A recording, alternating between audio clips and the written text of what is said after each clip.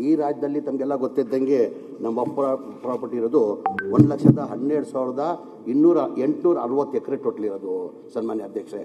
ಅದ್ರಲ್ಲಿ ನಮ್ಮ ಕೈಲಿರೋದೇ 20,054 ಮಾತ್ರ ನಮ್ಮ ಕೈಲಿರೋದು. ಎಲ್ಲ ಎನ್ಕರೇಜ್ ಭಾಳಷ್ಟು 17,969 ಎಕರೆ ಎನ್ಕರೇಜ್ಮೆಂಟ್ ಆಗಿದೆ. ಆಮೇಲೆ ಇಮಾಮ್ ಅಬಾಷನ್ ಲ್ಯಾಂಡಲ್ಲಿ 47,263 ಎಕರೆ ಹೋಗಿದೆ. ಲ್ಯಾಂಡ್ ರಿಫಾರ್ಮ್ ಆ್ಯಕ್ಟಲ್ಲಿ 23,627 ಎಕರೆ ಆಗಿದೆ. ಹಾಗಾಗಿ ನಮ್ಮ ಸರ್ಕಾರ ಬಂದಾದಮೇಲೆ ನಾನು ಮಂತ್ರಿ ಆದಮೇಲೆ ಅದಕ್ಕಂತಾನೆ ಇಲ್ಲಿ ಎಲ್ಲಿರಲಿ ಇಡೀ ರಾಜ್ಯದಲ್ಲಿ ಎಲ್ಲೆಲ್ಲಿ ಎನ್ಕರೇಜ್ಮೆಂಟ್ ಆಗಿದೆ ಆ ಎನ್ಕರೇಜ್ಮೆಂಟ್ನ ತೆಗಿಬೇಕಂತ ನಾನು ವಫ್ ಅದಾಲತ್ ಮಾಡಿದೆ. ನಮ್ಮ ಅಶೋಕನ ಕೇಳಿಸ್ಕೊಳ್ಬೇಕಿದ್ದು. ಈಗ ಅವ್ರು ಹೇಳ್ತಾ ಇರೋದು ಪ್ರಶ್ನೆಗೆ ನಿಮ್ಗೆ ಹೇಳ್ತಾ ಇರೋದು ಪ್ರಶ್ನೆ ಬೇಡ. ನಾನು ವಫ್ ಅದಾಲತ್ ಮಾಡಿದ ಕಾರಣ ಏನಕ್ಕಂದ್ರೆ ವಿರೋಧ ಪಕ್ಷದ ನಾಯಕರಾಗಿದ್ದೀರಾ, ಎಲ್ಲ BJP ಮುಖಂಡರು ಇದ್ದೀರಾ. ನಾನು ವಫ್ ಅದಾಲತ್ ಅಂತ ಮಾಡಿದ ಕಾರಣ ಏನಂದರೆ ವಫ್ ಆಸ್ತಿಗಳು ಎಲ್ಲ ಭಾಳಷ್ಟು ಕಡೆ ಎನ್ಕರೇಜ್ಮೆಂಟ್ ಆಗಿದೆ. ಟೋಟಲ್ ನಮ್ಮ ವಫ್ ಆಸ್ತಿ ಇರೋದು 1,12,860 ಎಕರೆ. ಅದು ಯಾವುದು ಸರ್ಕಾರ ಕೊಟ್ಟಿರೋದು ಆಸ್ತಿ ಅಲ್ಲ, ಅದು ಪ್ರೈವೇಟ್ ಅವರು ಸಮಾಜಕ್ಕೆ ಒಳ್ಳೇದಾಗಲಿ ಅಂತ ವಫ್ಗೆ ಕೊಟ್ಟಿರೋದು.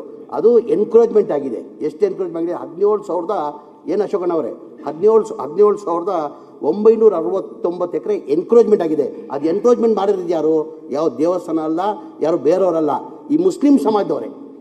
ಈಗ ಅಫ್ಜಲ್ಪುರಲ್ಲೂ ಎನ್ಕರೇಜ್ಮೆಂಟ್ ಏನು ಮಾಡ್ಕೊಂಡಿದ್ದಾರೆ 30 ಪ್ರಾಪರ್ಟಿದಲ್ಲಿ, ಅದು ಬೇರೆಯವ್ರು ಯಾರೂ ಇಲ್ಲ, ಮುಸ್ಲಿಮವರೇ ಎನ್ಕರೇಜ್ಮೆಂಟ್. ಆ ಎನ್ಕರೇಜ್ಮೆಂಟ್ ತೆಗಿಬೇಕಂತಲೇ ನಾನು ವಫ್ ಅದಾಲತ್ ಅಂತ ಮಾಡಿದೆ. ತಾವು ಅದಕ್ಕೆ ದೊಡ್ಡ ಬೆಲ್ಗಾಲಮಲ್ಲಿ ರಂಪ ಮಾಡಿದೆ. ಅದೇ ಇಲ್ಲ ಹೇಳ್ತಾ ಇರೋದು ಪ್ರಶ್ನೆ ಹೇಳ್ತಾ ಇರೋದು ಅದು ಮಾಡಿದ ಹಿನ್ನೆಲೆ ನಾನು ಹೇಳ್ತಾ ಇರೋದು ಸನ್ಮಾನ್ಯ ಅಧ್ಯಕ್ಷರೇ. ಆ ಮಾಡಿದ ಕಾರಣಕ್ಕೆ ಇವತ್ತು ಇನ್ನೂ 30ಅಲ್ಲಿ 23 ಸಮಸ್ಯೆನ ಬಗೆಹರಿಸಿದ್ದೀನಿ. 7 ಇದೆ, ಅದು ಆದಷ್ಟು ಬೇಗ ನಾವು ಮಾಡ್ತೀವಿ ಅಂತ ಹೇಳಕ್ ಬಯಸ್ತೀನಿ. ಅಧ್ಯಕ್ಷರೇ ನನ್ನ ಹೆಸರು ಹೇಳಿದ್ರಲ್ಲ, ಪ್ರತಿಪಕ್ಷ ನಾಯಕರಿಂದ ಇಲ್ಲ ಏನಿಗೆ ಮಾಡಿದೆ ಅಂತ ಹೇಳಿರೋದು ನಿಮ್ಗೆ. ನಾನು ಸುಮ್ಮನೆ ಕೂತ್ಕೊಂಡ್ರೆ ನೀವು ಒಪ್ಕೊಂಡಂಗೆ ಅಂತ ಅವ್ರದ್ದು ಅಷ್ಟೇ. ಹುಷಾರಾಗಿ ಮೊದಲೇ ನೋಡಿ ಹೆಂಗೆ KVT ಹಾಕಂತಾರೆ ಅವರು.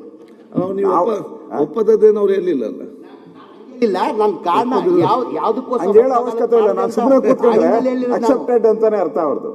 ನಾವತ್ತು ಆ ಪ್ರಶ್ನೆ ಅಲ್ಲ. ಈಗ ನನಗೂ ಗೊತ್ತಿದೆ ಕಲಬುರಗಿ ಭಾಗದಲ್ಲೆಲ್ಲ ಮುಸಲ್ಮಾನರೇ ಕಬಳಿಕೆ ಮಾಡಿರೋದು, ಅದ್ರದ್ದಲ್ಲ ನಮ್ಮ ಪ್ರಶ್ನೆ. ನಾವು ಈಗ ಚಿಕ್ಕಬಳ್ಳಾಪುರದಲ್ಲಿ ವಿಶ್ವೇಶ್ವರಯ್ಯನವರು ಓದಿದ್ದು ಶಾಲೆನ ನಾನೇ ಹೋಗಿದ್ದೆ. ಅಲ್ಲಿ ಅದನ್ನು ವಕ್ಫ್ ಬೋರ್ಡ್ ಅಂತ ಮಾಡಿದ್ದಾರೆ. ಕೆಲವು ರೈತರು ಉಳುಮೆ ಮಾಡ್ತಾರೆ. ಹಿಂದೆ ಎಲ್ಲ ಏನು ಅಧ್ಯಕ್ಷರೇ, ಈ ದೇವಸ್ಥಾನಗಳು ಜಮೀನಿತ್ತು, ಲಕ್ಷಾಂತರ ಎಕರೆ ದೇವಸ್ಥಾನಗಳು ಮಾನ್ಯ ಜಮೀನಿತ್ತು ಹಿಂದೆ ಮಹಾರಾಜರು ಕೊಟ್ಟಾಗ. ಅದೇನು ಮಾಡಿದ್ರು, ಉಳುಮೆ ಮಾಡ್ತಾ ಇದ್ರು. ಉಳುಮೆವನಿಗೆ ಭೂಮಿ ಅಂತ ಕೊಟ್ಬಿಟ್ರಿ. ಈಗಲೂ ಹಂಗೆ ಏನಾಗಿದೆ, ವಕ್ಫ್ ಬೋರ್ಡ್ ಆಸ್ತಿಗಳು ಕೆಲವರು 60-70 ವರ್ಷದಿಂದ ಉಳುಮೆ ಮಾಡ್ಕೊಂತ ಇದ್ದಾರೆ ಅಪೋಸಿಷನ್ ಅಲ್ಲಿ. ಅದಕ್ಕೆ ನಾನು ಹೇಳ್ತಾ ಇರೋದು, ಅಂಥ ಜಮೀನುಗಳನ್ನ ಯಾವುದು ನೀವು ನಿಮ್ಮ ಹಿಡಿತದಲ್ಲಿಲ್ಲ ಅಂಥವನ್ನ ಕೊಡ್ರಿ. ರೈತರಿದ್ರೆ ಅದು ಯಾರು ಹಿಂದೂ ಇರಲಿ ಮುಸ್ಲಿಂ ಇರಲಿ ಯಾರೇ ಇದ್ಕೊಂಡಿ ಕೊಡಿ ಅವ್ರಿಗೆ ಅಷ್ಟೇ.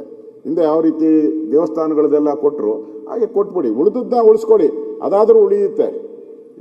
ನೀವು ನಾವು ತನಿಖೆ ಮಾಡಿ ಅಂತಾನೆ ಹೇಳ್ತಾ ಇದ್ದೀರಿ. ನಾವು ವಕ್ಫ್ ಬೋರ್ಡ್ ಆಸ್ತಿ ಏನೇನು ಕಬಳಿಕೆ ಆಗಿದೆ ತನಿಖೆ ಮಾಡಿ. ಇಲ್ಲೂ ವಿನ್ಸನ್ ಮ್ಯಾನರೇ ಇಟ್ಕೊಂಡಿದ್ಯಪ್ಪ ನೀನೇ.